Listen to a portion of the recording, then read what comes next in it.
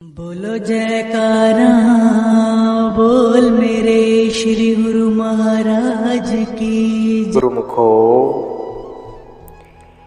जो सत्पुरुषों की कभी न टालने वाली वाणी पर अविश्वास करके कपट का व्यवहार करते हैं, उन्हें कुदरत की तरफ से अपने कर्मों के अनुसार वैसा ही फल आवश्यक मिलता है। किसी ने कहा भी है, जो तेरी राह में खोदे गड्ढे, दे तू उसकी राह सवार, वह गड्ढे में जा गिरेगा, लेंगे प्रभु तुझे आन उबार। कथा में भी आया है, भगत जयदेव जी किसी राजा के द्वारा आयोजित भंडारे पर गए।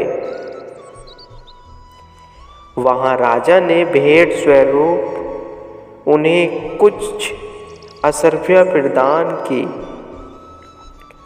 जंगल से गुजर कर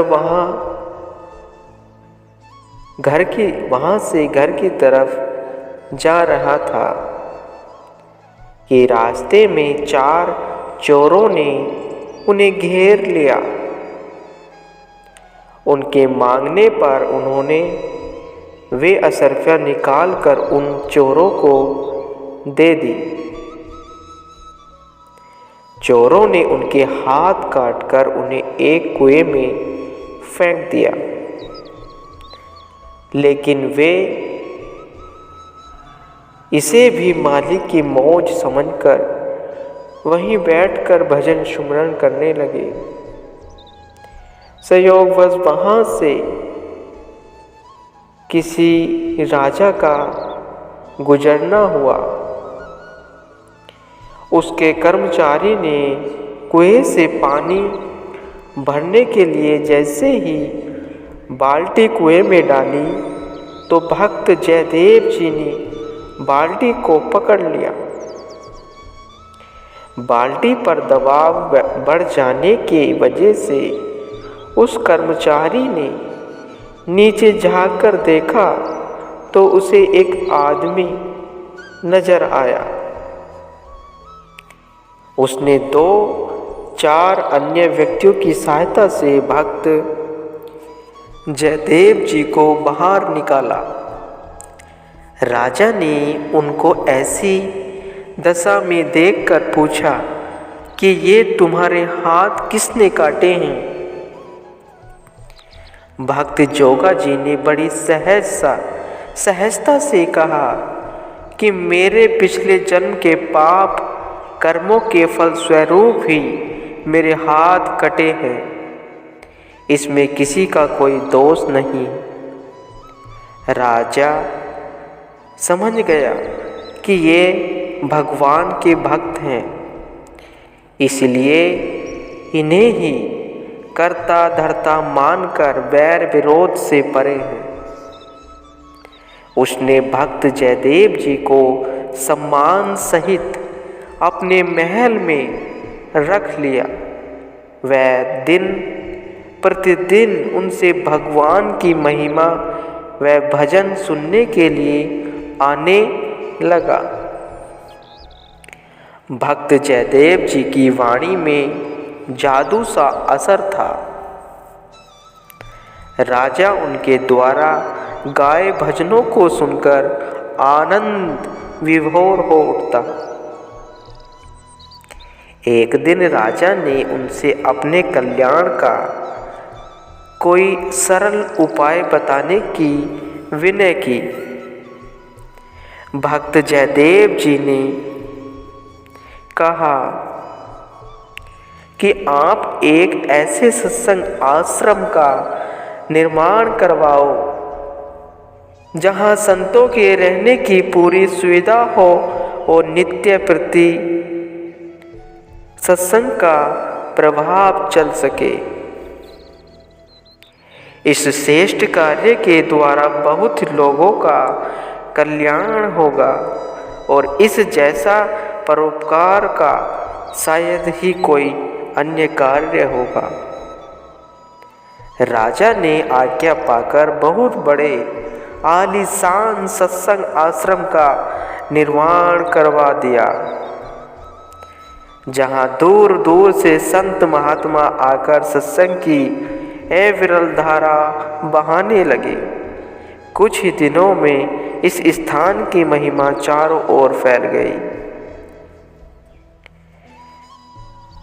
वे चारों चोर भी धन समाप्त हो जाने पर साधु का वेश धारण कर वहीं आ गए। पहले तो भक्त जयदेव जी को वहां देखकर वे भयभीत हो गए, लेकिन भक्त जयदेव जी ने उनके साथ बहुत ही नम्रतापूर्ण व्यवहार किया और राजा से कहकर उनकी खूब आवगत करवाई।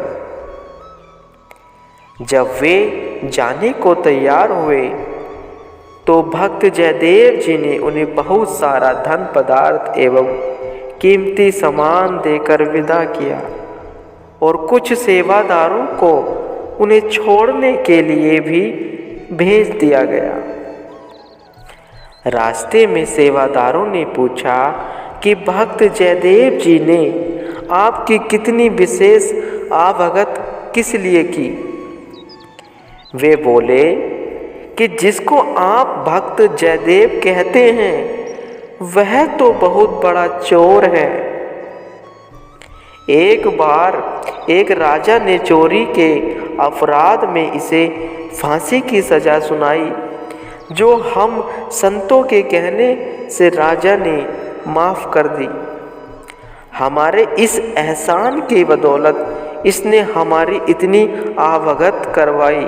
जैसे ही उन कपटी संतों ने भक्त जयदेव जी के प्रति ऐसे अपशब्द कहे, वहीं धरती फट गई और चारों उसमें दबकर मर गए। यह दृश्य देखकर वे सेवादार उन्हें दिया गया सारा सामान लेकर वापस राजा के पास आ गए।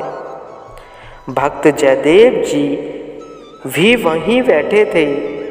उन सेवादारों द्वारा धरती फटने और उन चोरों के उसमें दब जाने की बात सुनकर भक्त जयदेव जी के मुख से आहा निकल गई। अफसोस में जैसे ही बाहें रगड़ने लगे कि मालिक की कृपा से उनके कटे हुए हाथ स्वतः ही ठीक हो गए। गुरुमुखो, ऐसे ही अद्भुत चमत्कार देखकर राजा चकित रह गया। उसने भक्त जयदेव जी से इस विषय में पूछा, लेकिन पहले तो वे मौन ही रहे, किंतु राजा के बार बार आग्रह करने पर उन्होंने सारा वृत्तांत कह सुनाया कि किस प्रकार चोरों ने हाथ काटकर उन्हें कुएं में फेंक दिया था और राजा के अनुचरों ने उन्हें बाहर निकाला।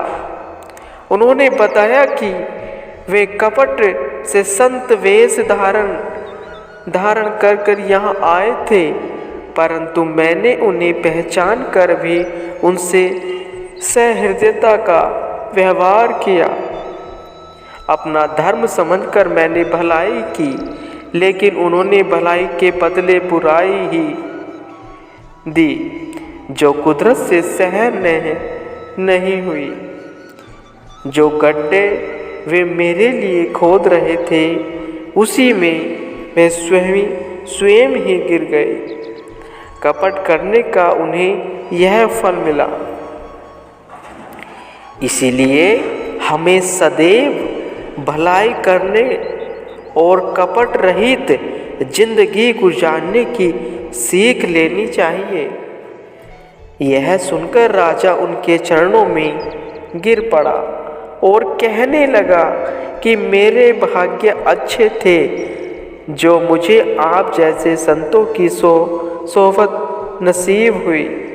अपनी संगति में लेकर और सभी द्वंद्वों से मुक्त कराकर आपने जो मुझ पर उपकार किया है उसका ऋण मैं जन्मांतों तक भी नहीं चुका सकता।